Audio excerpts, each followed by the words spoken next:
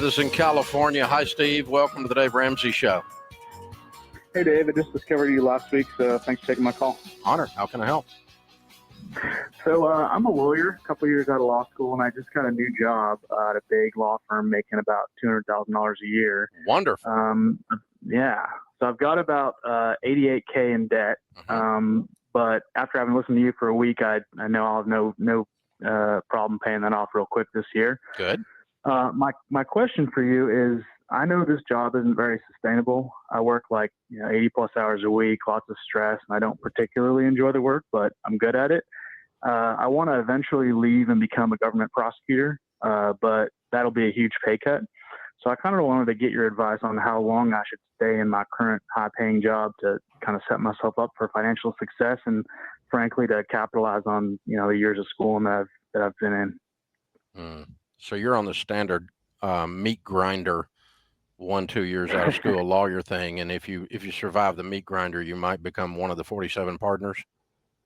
Right.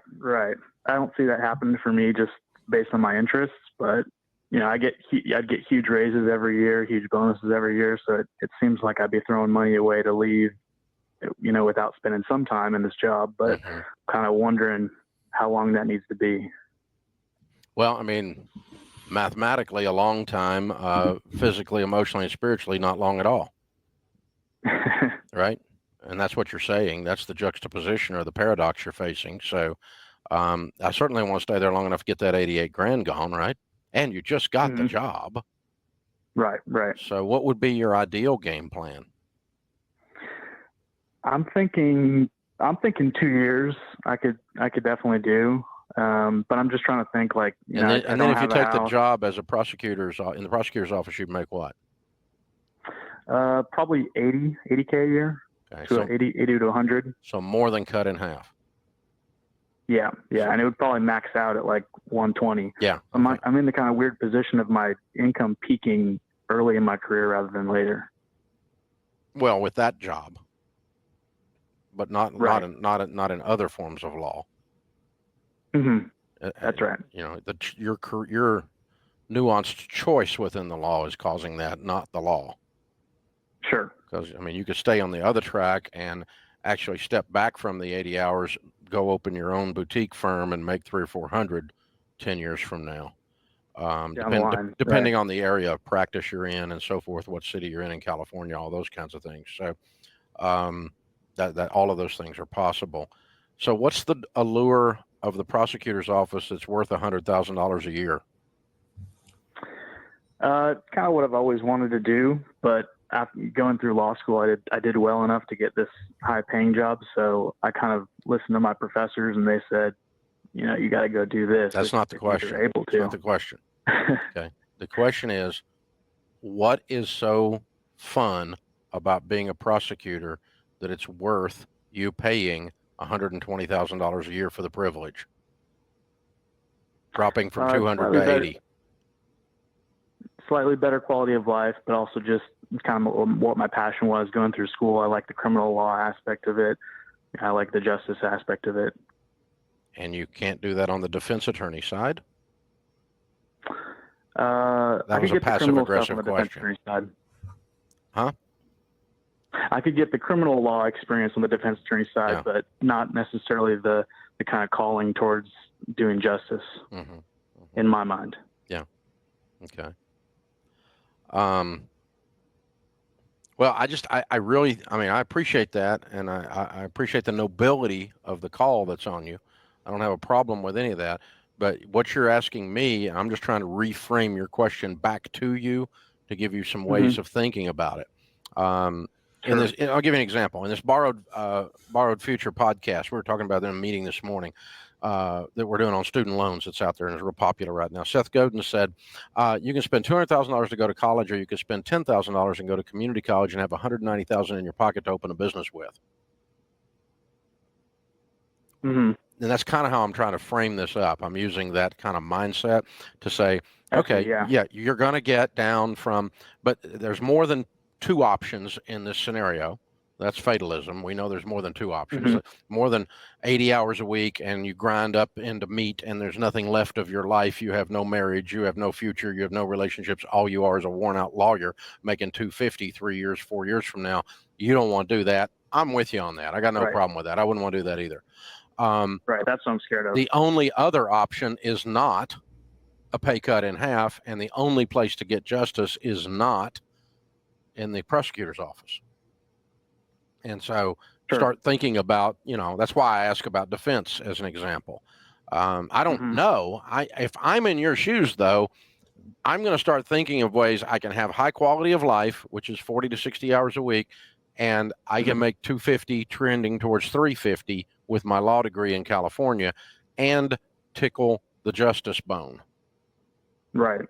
And I'm just going to start thinking about that, and I'm going to start asking around. You got 2 years to work on this problem because you're going to stay there for 2 years anyway. Right. So go talk to some of the prosecutors, go talk to some of the defense people, find people that are of high moral quality and noble character that are in the law. They're there. They're not all over the place, but they're there. And Yeah. Sit down and talk to them and say, this is what's happening.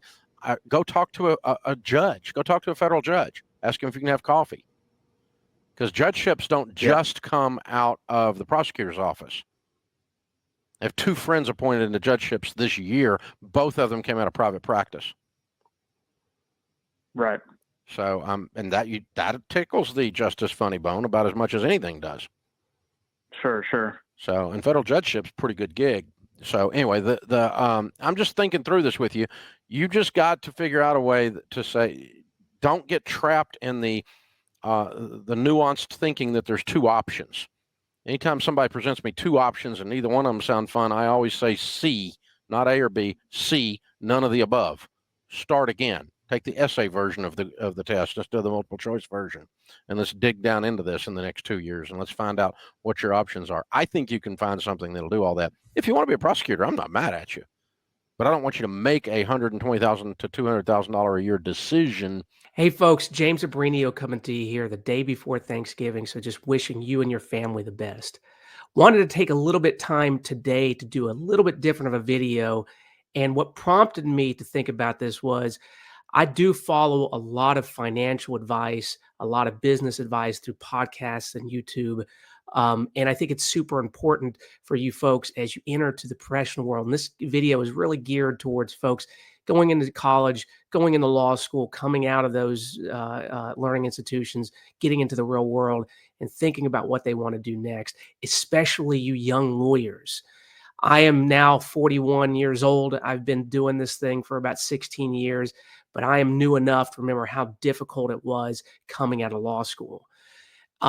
One of the first tips I do recommend you do beyond your legal education is start thinking about money and start learning about money. That's both how to save, how to invest, but also how to use your time and your education wisely so you can do great work as a lawyer, but also live a life that's fair to your family and yourself. To grind, but not grind so hard that you can't end up living a lawyer's life for 10, 20, 30 years. Because the last thing you want to do is end up quitting the law after 3 years because you just couldn't keep it up. I don't think it's fair to you. I don't think it's fair to your family, but I also don't think it's fair to potential clients who you could serve, especially if you want to be that great lawyer. So my thoughts on Dave's advice is I actually think he's right on point here. When it comes to your career choices and your money choices as a lawyer, I don't think it's the simple A or B choice. Do you make a ton of money versus do you make a ton of money doing a job you hate versus do you follow your passion and essentially be a starving lawyer or a starving artist? I will say in a lot of ways, this mirrors my career. I started the law back in 2008, right after the huge financial crisis. I was also going through some personal problems. I had a family member that was very ill. So I actually took the last year of my law school off from where I graduated, Syracuse, to move back down to Richmond to essentially take care of my father, who was sick at the time. And fortunately, University of Richmond allowed me to work to finish school while I essentially took care of my father. So it was really great. But coming out 2008, I didn't have an opportunity to apply for jobs. Really, I didn't have an opportunity to try to even be recruited. And frankly, I don't know if my grades warranted it to where I was looking at a big job. And frankly, the market just wasn't there.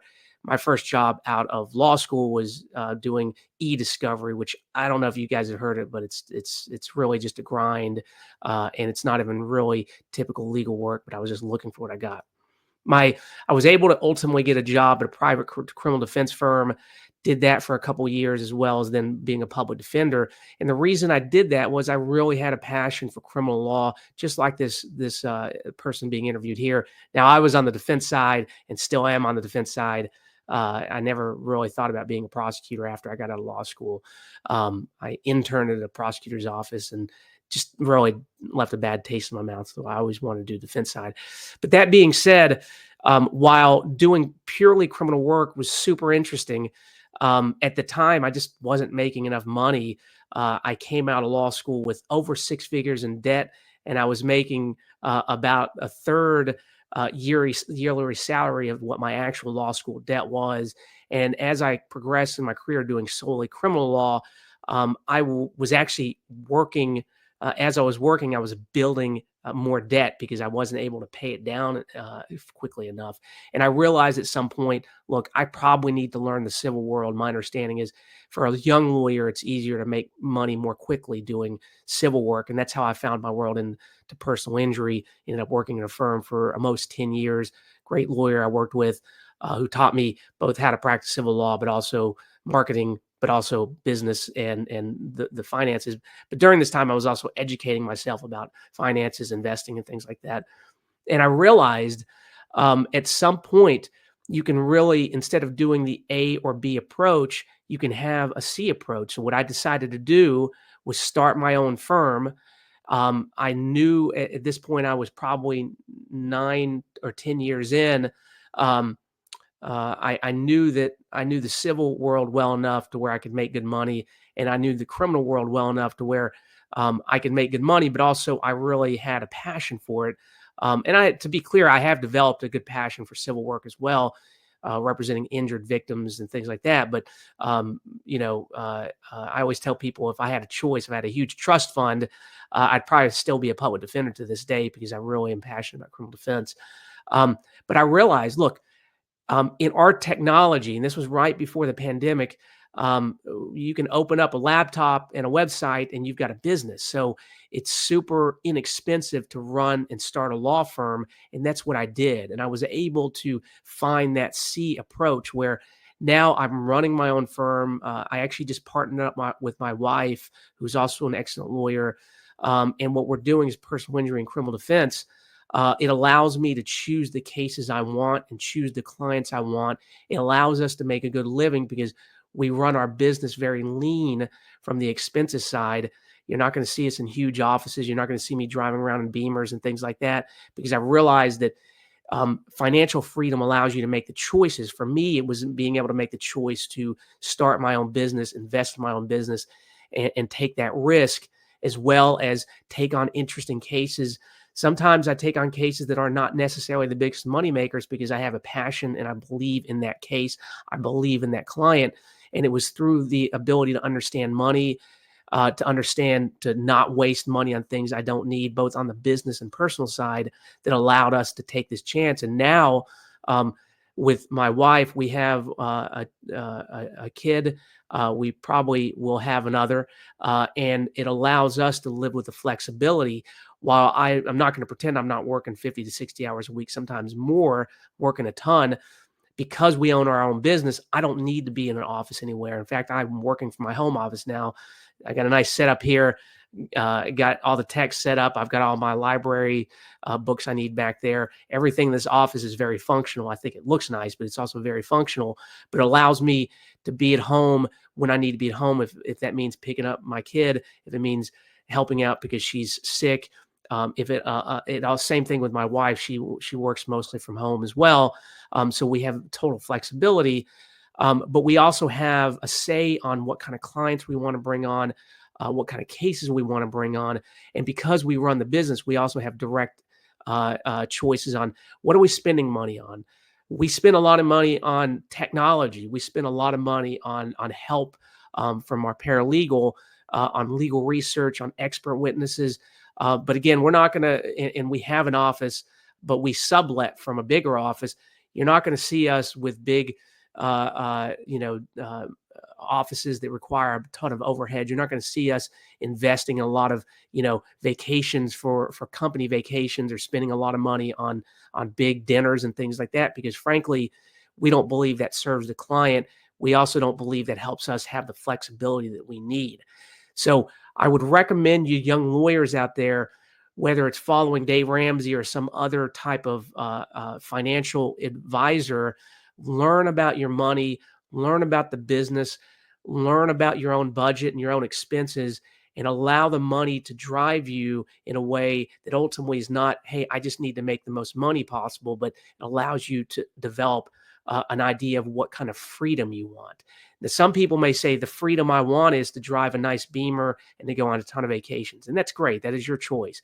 But for me, it is a long-term career in the law that I love, to be able to keep doing this physically as long as I can physically be able to and cognitively be able to, because I really, really enjoy practicing law. That also means making decisions for the long term. That means, again, not wasting money on things that I don't need, because I want to be able to take the business risks that I need and I want to take. And ultimately, I think in the long run, first of all, it is paying off well, but I think ultimately it's going to allow me to obtain the financial success that we want long term, but also be able to stay in the game, being able to work reasonable hours with flexibility, so we can create the mental headspace we need to be able to do this long term and to best serve our clients. So I think this is great advice. You can't get any more specific than that, because everybody's own passion is going to be their passion. Some people love criminal law. Some people want to work at a big firm, and more power to you. Some people want to have their own small boutique business firm that you're giving business advice. Some people want to do tax advice, whatever the case may be. All I would urge you to do is be thinking about, how do I understand the money game so I can have longevity in this? So hopefully this is useful. I also think Dave's advice of talking to other folks, other lawyers, judges, find people that you think that appear in the law, that are living the legal life that you think you want, and figure out how they got there. And not only ask them about, how did you do it from a legal side, and what clerkships did you have, and, what jobs did you take, what CLEs did you educate yourself with. Ask them about their home life. How do they balance work life? How do they make it this long? From a financial standpoint, do they have any advice? Because most lawyers are willing to share this advice to people. I think what I like about the law is we're usually a collaborative group. And I think for the most part, and the other point that Dave made is, find lawyers that have high morals, which they do exist. And those are the people that you're going to want to take advice from. And I'm not going to name names, but of course we all see that there's folks, just like in any business, that are just in it for the money. I want you to be talking to people that are authentic, that are doing great legal work, but also living the life that you think that you want to live, with the flexibility that you want to live and the goals that you want to achieve. And so that's what I would recommend. I really hope that this Thanksgiving, you take really the time to breathe and to be thankful for your friends and family, and also the career that you're in, especially if you're entering into the law, because in my view, there's a lot of exciting things that you can do. We're in a very unique business where our talents can really add to the lives of those around us, can really solve problems. And I hope that you're thankful that you chose this career. And even if you're a new lawyer and you're looking at a huge ton of student loans, and you don't know what the next day looks like, just know I was there. I remember having just found out I passed the bar. And then the next morning I woke up in cold sweats thinking, oh goodness, I've got over 6 figures in debt. I need to find a job. So I've been there, and I'm sitting here at 41 telling you that things will get better. Just keep grinding, but also think about long-term, both from a legal standpoint, but also from a financial standpoint, what you want, and learn how to get there. Take it day to day, and just surround yourself by smarter people that are both smarter legal minds, but also smarter on the finance side. Because I think if you do, you're going to find it's going to pay off long term. Think long term. Think about not in the next 5 months, the next 5 years, the next 10 years, what you want out of life. So wish you guys the best. Happy Thanksgiving. If you have any questions about it, feel free to reach out to me. I've got obviously a lot to say about this topic, and hopefully, hopefully you find that useful. If you don't, that's fine too. So if you have any questions, make sure to like and subscribe. Comment below if you have any suggestions that other people watching this video might think is useful. Wish you guys the best. Again, happy Thanksgiving.